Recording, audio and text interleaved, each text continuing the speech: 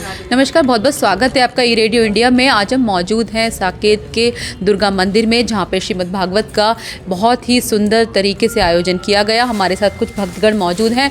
आइए उनसे जानते हैं कि श्रीमद् भागवत की हमारे जीवन में क्या महत्ता है और इसके श्रवण से हमें क्या लाभ प्राप्त होते हैं। बहुत बहुत स्वागत है आपका ई रेडियो इंडिया में। क्या नाम है आपका? मिसेस अनु भाटिया जी, श्रीमद् भागवत का आपने यहाँ पे श्रवण करा, आप यहाँ आए, क्या लाभ है इसका आपके जीवन में सुनने से? अब अगर आपने जीवन में कुछ सुखमय अपने जीवन को बनाना है तो आप गीता का श्रवण जरूर कीजिए। यही जीवन का आधार है। वो कहते हैं कृष्ण भगवान, सबसे बड़ी बात यह है कि कृष्ण भगवान धरती पे आके उन्होंने हमें बताया है कि आपने अगर इस जीवन में अच्छे कर्म किए तो अब आपका भव सागर से भी पार हो सकते हैं। तो अच्छे कर्म कीजिए। आप बताइए श्रीमद् भागवत का क्या लाभ है और इसके श्रवण से हमें किस तरीके के लाभ प्राप्त होते हैं? प्रेम। हमारे पंडित जी थीम लेके चले हैं, मेन प्रेम। ढाई आखर पढ़े सो पंडित होए। मतलब ये जैसे हमने अभी भजन भी गाया, अगर आपने सुना हो, ये तो प्रेम की बात है उधो। तो क्या कर्म करते हो, सब कुछ प्रभु को अर्पण करते जाओ।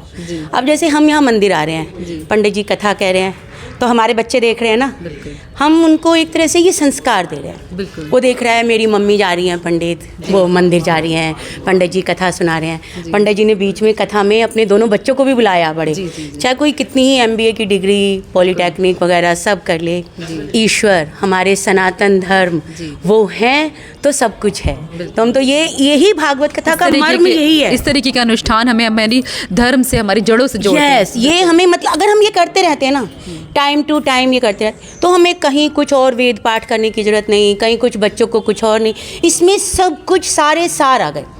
अब आप देखो ना, राजा परीक्षित सुन रहे हैं इस कथा को, कहने को राजा हैं, इतने टाइम भोग किया है, लेकिन एक कर्म की उन्होंने मरा सांप गले में डाला, तो क्या उन्हें माफ़ी मिल गई? नहीं ना। जो संस्कार हैं वो आपको ऐसे ही आते हैं। तो ये, और सुखदेव जी उन्हें कथा सुना रहे हैं, तो ये मतलब मैं तो ये मानती हूँ, इसमें भागवत कथा में हमने प्रेम, संस्कार, अपनी गृहस्थ जीवन सब कुछ सीख लिया। कृष्ण जी क्या गृहस्थ छोड़कर गए थे? भागे अपना कर्म छोड़ के। उनके साथ क्या क्या दुख नहीं हुए। वो ये कहते हैं अगर किसी ने जीवन देखना है तो मेरा देखो। कहते हैं ना कि क्या उनको दुख नहीं मिले? माता पिता का त्याग हुआ, जन्मते ही जिसने जन्म दिया उस माता ने त्याग दिया, वो दूसरे घर में आए, फिर जिसने पाला वो घर छोड़ना पड़ा, फिर जितने दुश्मन की अपनी नगरी छोड़नी पड़ी, अलग नगरी बसानी पड़ी। बहुत बहुत सुंदर आपके विचार है। राधिका जी बहुत ही कृष्ण भक्त हैं और बहुत सुंदर विचार इन्होंने साझा करे। आइए कुछ और भक्तगण मौजूद हैं। बहुत बहुत स्वागत है आपका ये रेडियो इंडिया में। क्या नाम है आपका? जय श्री राधे, मेरा नाम गीता है जी। हाँ जी। और जैसे कृष्ण जी जो थे वो गौ सेवक, गौ की बहुत सेवा करते थे, गायों की। तो गौ सेवा का क्या महत्व है? गौ सेवा का महत्व बहुत ज़्यादा है, लेकिन आजकल के टाइम में गौओं के साथ बहुत ही अत्याचार हो रहे हैं। तो हमें उनकी रक्षा के लिए पहले कदम उठाने चाहिए, ताकि उनकी रक्षा करेंगे तभी हम उनकी पूजा भी कर पाएंगे। अगर हमने उनकी रक्षा ही नहीं कर पाई तो हमारे क्या काम का जीवन है। तो हमें गौ रक्षा के लिए अपना टाइम भी देना चाहिए, वहाँ पर जाके वहाँ पर सेवा भी करनी चाहिए।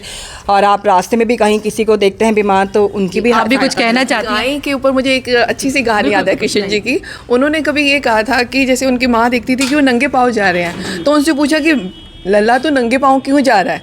तो उन्होंने क्या आंसर दिया था कि उनसे इतना प्यार झलकता था ना गाय के प्रति। उन्होंने कहा मेरी गाय कौन सा चप्पल पहनती है। तो उन्होंने भी जब से वो नंगे पाँव जाते थे गौएं चराने, तो ये जो प्यार है ना, जो उनकी लीलाएं देखने का, ये केवल और केवल गीता में और भागवत में है, और भर भर के रस है। उन्होंने कहा अगर मुझे जिसने मान लिया ना, उसने सभी देवी देवताओं को मान लिया। और जो सभी देवी देवताओं को मान रहे, एक तरह से वो गलत होता है। वो मानते ईश्वर को ही है, असल में जाता है ईश्वर को ही है, लेकिन जिन्होंने उन्हें मान लिया ना, तो उन्होंने सबको मना लिया, और फिर तो कुछ रह ही नहीं जाता। और जो मतलब गीता है, श्री कृष्ण जी के खुद के वचन है, तो इसको ना समझना, ये कहना कि कौन सा ईश्वर माने कौन सा नहीं, ये गलत है। क्योंकि अगर जिसने गीता पढ़ी, सबसे पहले वो ये जान ले कि ये सिर्फ और सिर्फ भगवान के वचन है जो वो बोल रहे हैं, और इसके पीछे अब कुछ और मानने की जरूरत नहीं है। और भगवत गीता और ये भागवत जहाँ पर आती है, वहाँ सोचो श्री कृष्ण खुद अपने चरण रखते हैं साक्षात। बहुत सुंदर, बहुत सुंदर, बहुत सुंदर आपके विचार हैं, और बहुत सुंदर आपने बोला, और आप बहुत भावुक भी हो गई बोलते बोलते। इससे स्पष्ट होता है कि जो विचार हैं वो सीधे आपकी आत्मा से आए हैं श्रीमद् भागवत के प्रति, अपने सनातन धर्म के प्रति। इसी तरीके से अब भागवत का श्रवण आप लोग करते रहें और इसी तरीके के अनुष्ठानों का आयोजन होता रहे। हमें आज के युग में बहुत ज़्यादा ज़रूरत है, हमें अपनी संस्कृति को बचाने की, अपने धर्म से जुड़ने की।